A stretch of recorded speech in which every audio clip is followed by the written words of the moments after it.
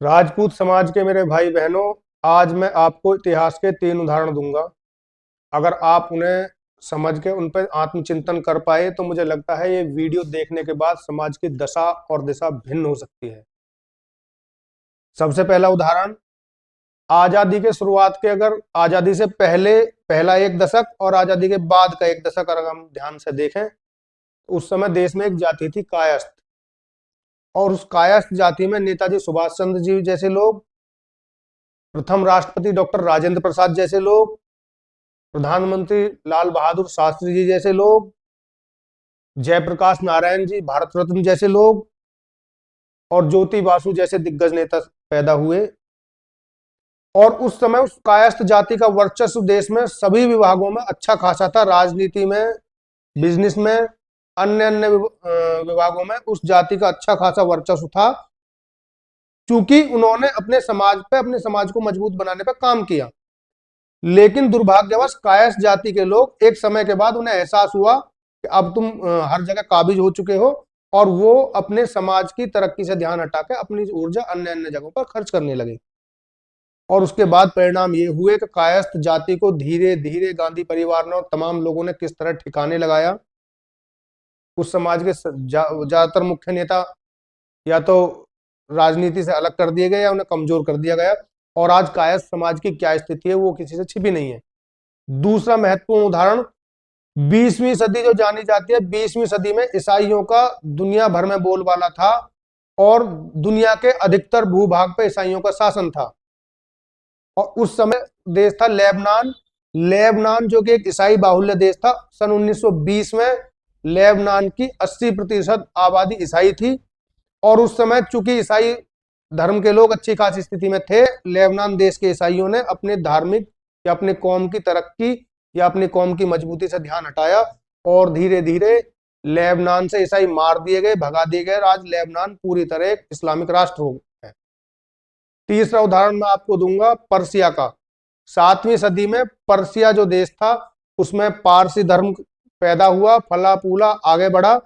एक समय के बाद पारसी धर्म के लोग भी वहां कंफर्ट जोन में चले गए और उन्हें मार दिया गया, उन्हें भगा दिया गया। आज उस देश का नाम भी बदल के ईरान कर दिया गया। ऐसा मैं आपको किस लिए बता रहा हूं? वही स्थिति आज उत्तर प्रदेश और हिंदुस्तान में राजपूत समाज की है। आज का हमारा टॉपिक उत्तर प्रदेश में राजपूत समाज पे है, तो इसलिए इस पर आगे बढ़ते हैं। पिछले 10-12 दिनों में 2 सक्रिय राजपूत युवाओं की हत्या हो चुकी है दिन दहाड़े। और बहुत ज्यादा दुख की बात यह है कि राजपूत समाज के नेता, राजपूत समाज के सामाजिक संगठन, राजपूत समाज के आम लोग अपने अपने घरों में बैठे हुए हैं। उन्हें लगता है कि एक मुख्यमंत्री के रूप में माननीय योगी आदित्यनाथ जी बैठे हैं, जैसा एक समय पर लेबनान के ईसाइयों को लगा था, जैसा 7वीं सदी में पर्सिया के पारसी लोग धर्म के लोगों को लगा था, जैसा आजादी के 1 दशक बाद तक कायस्थ जाति के लोगों को लगा था, वैसी ही मनोस्थिति आज राजपूत समाज के उत्तर प्रदेश में हो चली है। जब 12 दिन में 2 नौजवान, सक्रिय नौजवानों का दिन दहाड़े कत्ल कर दिया जाता है और आम राजपूत अपने घर पर रहे, नेता अपने एसी वाले कमरों से बाहर ना आए, सामाजिक संगठन अपने कहीं और राजनीतिक रोटियां सेकते रहे, ये संकेत है, राजपूत समाज के पतन का संकेत है। और ये एक तरह से राजपूत समाज के लिए इमरजेंसी अलार्म है। अब मैं मुद्दे पे आता हूं। 7 नवंबर को सबसे पहले निहाल सिंह की हत्या होती है। निहाल सिंह का गांव सुरौली और जिला देवरिया। सुबह 10:15 से 10:45 के बीच में निहाल सिंह की हत्या होती है। और उनके आरोपी हैं हत्या के आशीष पांडे, दीपक मिश्रा, अनुराग गुप्ता। हालांकि शूटरों के द्वारा उन्होंने हत्या कराई थी, उसमें ब्रजेश गोस्वामी, अमन गिरी, आलोक राजवर इनका नाम आया, लेकिन वास्तविक आरोपी उसके आशीष पांडे, दीपक मिश्रा, अनुराग गुप्ता हैं। हत्या का कारण जानने के लिए मैंने निहाल सिंह की माताजी गायत्री देवी जी से बात की, और उन्होंने मुझे बताया मूल कारण हत्या का कि 2021 में ब्राह्मण वर्ग के 2 पक्षों में झगड़ा था, जिस झगड़े में एक ब्राह्मण लड़के को काफी चोट आई। निहाल सिंह उसे अस्पताल लेकर गए अपने साथियों के साथ।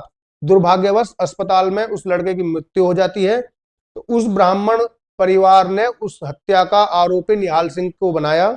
उसके बाद मृतक लड़का था, उसके परिजनों उसके रिश्तेदारों सोनू मणि, अजय दुबे और विजय दुबे निहाल सिंह के घर आते हैं, पिस्टल से फायर करते हैं, पथराव करते हैं और धमकी देकर चले जाते हैं। और उसके बाद 7 नवंबर को निहाल सिंह की हत्या कर दी जाती है।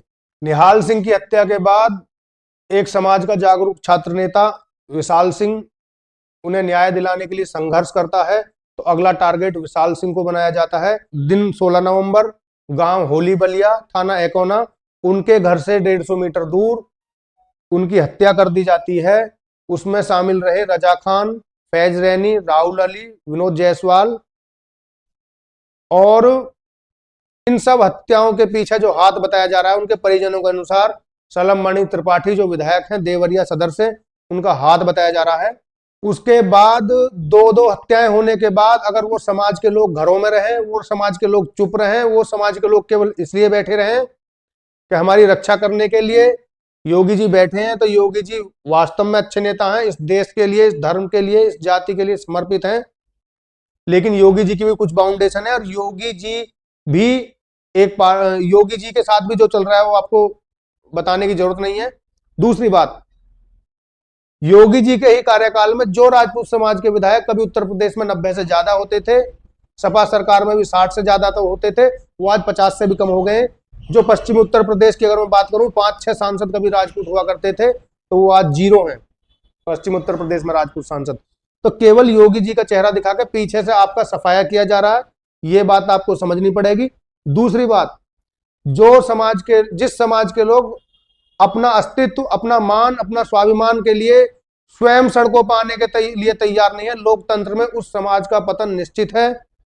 एक बात आप सोच के देखिए कि 10 दिनों के अंदर यही 2-3 हत्याएं किसी और समाज के नौजवानों की हो जाती तो नेशनल मीडिया वहां पर डेरा डाल लेता, विधायकों का, सांसदों का वहां पर अंबार लग जाता और प्राइम टाइम टीवी में डिबेट होती। लेकिन ऐसा आपके लिए कुछ नहीं हुआ, क्योंकि नेताओं को भी और नेशनल मीडिया को भी पता है कि आप लोग विवेकहीन हो चुके हैं, योगी जी के नाम की पट्टी अपने आंखों पर इस कदर बांध चुके हैं कि चाहे समाज का बेड़ा गर्क हो जाए, आप लोग बोलेंगे नहीं, आप लोग कोई एक्शन नहीं लेंगे, आप लोग सड़कों पर नहीं आएंगे।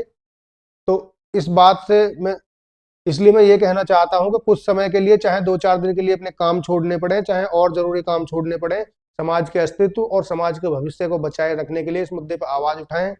जो लोग ग्राउंड पा सकते हैं वो लोग ग्राउंड पाएं, जो लोग सोशल मीडिया पर आवाज उठा सकते हैं वो लोग सोशल मीडिया पर आवाज उठाएं, और जो लोग ये भी नहीं कर सकते वो लोग उन लोगों का साथ दें, उन लोगों को प्रोत्साहित करें जो इस मुद्दे पर काम। राजपूतों, अगर आप आज इन 2 हत्याओं पर चुप रहे तो कल कोई और विशाल सिंह होगा, कल कोई और निहाल सिंह होगा, उसके बाद कोई मेरे जैसा भूपेंद्र सिंह तोमर टारगेट पर होगा, उसके बाद नंबर आपके बच्चों का भी आएगा। करणी सेना वीरू सिंह को छोड़कर कोई बड़ा संगठन इसमें सामने नहीं आया है। इस मुद्दे पर आवाज उठाएं, इन बच्चों को, इन अपने भाइयों को न्याय देने के लिए बोलें, नहीं तो आपका नंबर भी आना निश्चित है। मेरा आपसे यह भी निवेदन है, इस संदेश को देश के प्रत्येक जागरूक राजपूत तक पहुंचाएं, और बाकी इस मामले पर जो भी अपडेट होगा वो आपको क्षत्रिय समाचार चैनल के माध्यम से मिलता रहेगा।